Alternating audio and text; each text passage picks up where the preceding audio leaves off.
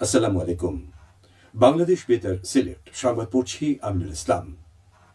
পরিবেশ রক্ষায় ডিজিটাল যুগে তথ্য অধিকার নিশ্চিতকরণ এই প্রতিপাদ্যকে সামনে রেখে সারা দেশের মতো সিলেটেও গতকাল পালিত হয়েছে আন্তর্জাতিক তথ্য অধিকার দিবস।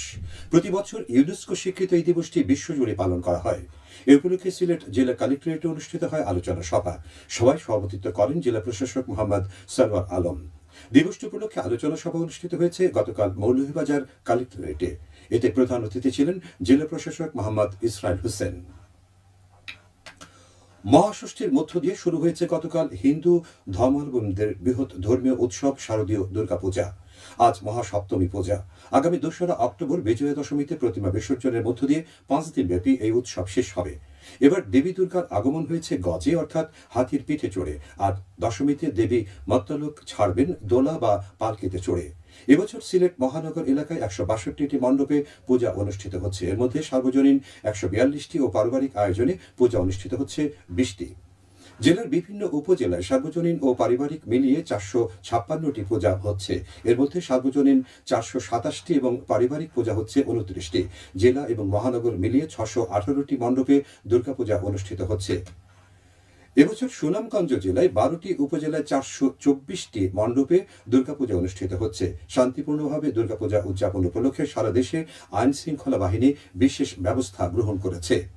পুলিশ, আনসার, র্যাব, বিজিবি এবং স্বেচ্ছাসেবক বাহিনী নিরাপত্তায় নিয়োজিত আছেন। গতকাল ছিল বিশ্ব নদী দিবস। প্রতি বছর সেপ্টেম্বর মাসের শেষ রোববার দিবসটি পালিত হয়। নদীর গুরুত্ব সংরক্ষণ ও সচেতনতা বৃদ্ধির লক্ষ্যে দিনটি পালন করা হয়ে আসছে। 1980 সালে ব্রিটিশ কলম্বিয়া ইনস্টিটিউট অফ টেকনোলজির উদ্যোগে প্রথম বিশ্ব নদী দিবস পালিত হয়। এরপর 2005 সাল থেকে জাতিসংঘের সহযোগী সংস্থাগুলো দিবসটি আন্তর্জাতিক পরিসরে উদযাপন শুরু করে। বাংলাদেশে 2010 সাল থেকে নানা আয়োজনে দিবসটি পালিত হচ্ছে। দিবসটি উপলক্ষে মানববন্ধন, সমাবেশ ও জলাশয়ে বর্জ্য অপসারণ কার্যক্রম অনুষ্ঠিত হয়েছে গতকাল মৌলভীবাজারে। মনু নদীর চাঁদনীঘাট ব্রিজে অনুষ্ঠিত হয় মানববন্ধন। পরে একই স্থানে অনুষ্ঠিত হয় সমাবেশ। এই সময় বক্তারা বলেন, পলিথিন, প্লাস্টিক ও অন্যান্য বর্জ্য নদী নালাতে ফেলে দেওয়ায় নদী দূষণ ক্রমশ বাড়ছে। তারা এই ধরনের প্রবণতা দূর করা, নদী দূষণ দখল প্রতিরোধ ও নদী রক্ষায় সরকারি উদ্যোগের পাশাপাশি সর্বস্তরের জনগণকে এগিয়ে আসার আহ্বান জানান। পরে পৌর এলাকার কোদালছড়িতে পলিথিন ও বর্জ্য অপসারণ কার্যক্রম পরিচালিত হয়। নদী রক্ষা আন্দোলন এর আয়োজন করে। জলাতঙ্ক বিষয়ে সচেতনতা সৃষ্টির লক্ষ্যে গতকাল দেশে পালিত হয়েছে বিশ্ব জলাতঙ্ক দিবস। জলাতঙ্ক রোগ কুকুর ও বিড়ালের কামড় ও আঁচড়ের মাধ্যমে হয়ে থাকে। বিশ্বের 150টি দেশে জলাতঙ্ক রোগ বিস্তৃত হয়েছে। দিবসটি উপলক্ষে র্যালি, আলোচনা সভা ও বিনামূল্যে জলাতঙ্ক রোগের টিকা প্রদান করা হয়েছে মৌলভীবাজারে। জেলা প্রাণী সম্পদ কার্যালয় থেকে বের করা হয় সচেতনতামূলক র্যালি। পরে অনুষ্ঠিত হয় আলোচনা সভা। এতে প্রধান অতিথি ছিলেন জেলা সিভিল সার্জন মামুনুর রহমান। দিবসটি উপলক্ষে আলোচনা সভা অনুষ্ঠিত হয়েছে হবিগঞ্জ জেলা প্রাণী সম্পদ কর্মকর্তা কার্যালয়ে। এতে প্রধান অতিথি ছিলেন সিভিল সার্জন রত্নদীপ বিশ্বাস।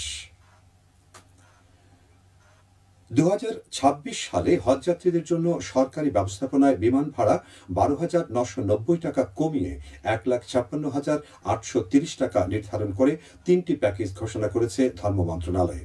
গতকাল বিকেলে সচিবালয়ে হজ প্যাকেজ ঘোষণা সংক্রান্ত সংবাদ সম্মেলনে এই তথ্য জানান ধর্ম উপদেষ্টা ডক্টর আফম খালিদ হোসেন।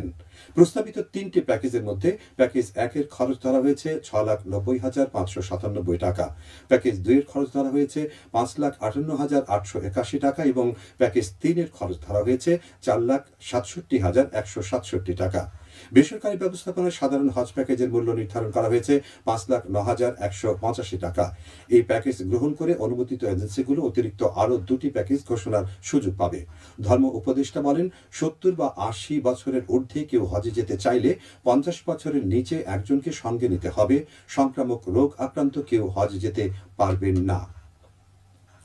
নগরীকে যানজট মুক্ত করার লক্ষ্যে সমাবেশ অনুষ্ঠিত হয়েছে গতকাল সিলেট নগরীর কোর্ট পয়েন্টে। সিটি কর্পোরেশনের সাবেক মেয়র আরিফুল হক চৌধুরীর আহ্বানে এই সমাবেশে বিভিন্ন রাজনৈতিক, সামাজিক ও ধর্মীয় সংগঠনের নেতৃবৃন্দ উপস্থিত ছিলেন। এতে ব্যাটারি চালিত রিকশা বন্ধ ও ফুটপাত দখলমুক্ত করার জন্য কর্তৃপক্ষের দৃষ্টি আকর্ষণ করা হয়। সমাবেশে উপস্থিত মানুষ ব্যাটারি চালিত রিকশা বন্ধ সম্বলিত প্লেকার্ড প্রদর্শন করেন।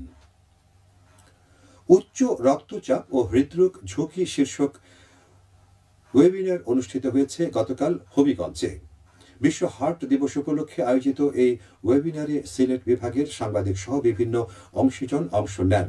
এতে বলা হয়, বিশ্বে প্রতি 5টি অকাল মৃত্যুর মধ্যে একটির জন্য দায়ী হৃদরোগ, যার অন্যতম কারণ উচ্চ রক্তচাপ। শতকরা 80% হৃদরোগ এবং স্ট্রোক প্রতিরোধযোগ্য হলেও বাংলাদেশে মোট মৃত্যুর 34% মৃত্যু ঘটে হৃদরোগে। খেলার খবর, ক্রিকেট। সিলেট আন্তর্জাতিক ক্রিকেট স্টেডিয়ামে ন্যাশনাল ক্রিকেট লিগে গতকাল 2টি খেলা অনুষ্ঠিত হয়। প্রথম খেলায় খুলনা বিভাগ 22 রানে ঢাকা মেট্রোকে পরাজিত করে। দ্বিতীয় খেলায় ঢাকা বিভাগ 4 উইকেটে সিলেট বিভাগকে হারায়। সবশেষে আবহাওয়া। সন্ধ্যে 6টা পর্যন্ত পূর্বাভাসে বলা হয়েছে, সিলেট সহ পার্শ্ববর্তী এলাকায় আজ কোনো সতর্কবাণী নেই এবং কোনো সংকেত দেখাতে হবে না। আজ সিলেটে সূর্যোদয় হয়েছে 5টা 44 এবং সূর্য অস্ত যাবে 5টা 42। সংবাদ শেষ হলো। আমাদের পরবর্তী স্থানীয় সংবাদ প্রচারিত হবে বিকেল 4টা 30।